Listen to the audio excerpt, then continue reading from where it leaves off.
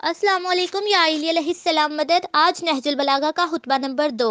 सफ़ीन से पलटने के बाद फरमाया, अल्लाह की हम्द व सना करता हूँ, उसकी नेमतों की तकमील चाहिए, उसकी इज़्ज़त व जलाल के आगे सर झुकाने और उसकी मसीयत से हिफाजत हासिल करने के लिए, और उससे मदद मांगता हूँ उसकी कफ़ायत व दस्तगीरी का मोहताज होने की वजह से। जिसे वो हदायत करे वो गुमराह नहीं होता, जिसे वो दुश्मन रखे उसे कहीं ठिकाना नहीं मिलता, जिसका वो कफ़ील हो वो किसी का मोहताज नहीं रहता।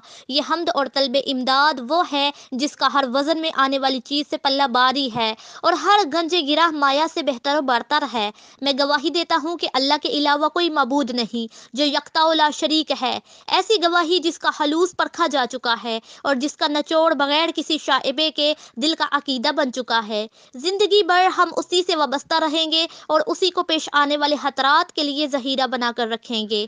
यही गवाही ईमान की मजबूत बुनियाद और हुस्न अमल का पहला कदम और अल्लाह की खुशनुदी का ज़रिया और शैतान की दूरी का सबब है।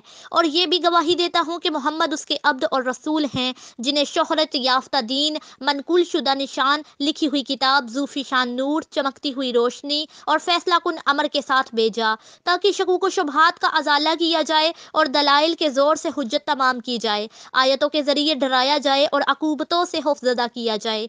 इस वक्त हालत ये थी कि लोग ऐसे फितनों में मुब्तला थे जहां दीन के बंधन शिकस्ता, यकीन के सतून मुस्तजलजल और असूल मुख्तलिफ और हालात परागंदा थे। निकलने की राहें तंगो तारीख थी, हदायत गुमनाम और जलालत हमागीर थी, खुले खजानों अल्लाह की मुखालिफत होती थी और शैतान को मदद दी जा रही थी। ईमान बेसहारा था, चनाचे उसके सतून गिर गए, उसके निशान तक पहुंचाने में ना आते थे, उसके रास्ते मिट गए और शाहराहें उजड़ गईं। वो शैतान के पीछे लग कर उसकी राहों पर चलने लगे और उसके गाट पर उतर पड़े। उन्हीं की वजह से उस पर फरेरे हर तरफ लहराने लगे थे, ऐसे फितनों में जो उन्हें अपने सुमों से रौंदते और अपने खुरों से कुचलते थे और अपने पंजों के बल मजबूती से खड़े हुए थे। तो वो लोग इनमें हैरान और सरगर्दान, जाहिल और फरेब होरदा थे। एक ऐसे घर में जो खुद अच्छा मगर उसके बसने वाले बुरे थे, जहां नींद की बजाय बेदारी और सुरमे की जगह आंसू थे। इस सरजमीन पर आलम के मुंह में लगाम थी और जाहिल मुअज्जज और सरफराज था। इसी खुतबे का एक हिस्सा जो अहले बैत नबी से मुतल्लिक है, वो सर खुदा के अमीन और उसके दीन की पनागाह हैं, इल्म इलाही के महजन और हुकमतों के मरजे हैं, कुतुबे आसमानी की घाटियाँ और दीन के पहाड़ हैं। उन्हीं के जरिए अल्लाह ने उसकी पुश्त का हम सीधा किया और उसके पहलुओं से ज़ौफ़ की कपकपी दूर की। इसी खुतबे का एक हिस्सा जो दूसरों से मुतल्लिक है, उन्होंने फिस्को फजूर की काश्त की, गफलत और फरेब के पानी से इस उम्मत में किसी को आले मोहम्मद पर कयास नहीं किया जा सकता। जिन लोगों पर उनके एहसानात हमेशा जारी रहे हों, वो उनके बराबर नहीं हो सकते।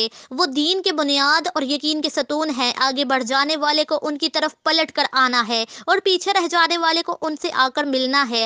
हक के विलायत की खसूसियात उन्हीं के लिए हैं और उन्हीं के बारे में पैगंबर की वसीयत और उन्हीं के लिए नबी की विरासत है। अब ये वक्त वो है कि हक अपने अहल की तरफ पलट आया और अपनी सही जगह पर मुंतकिल हो गया।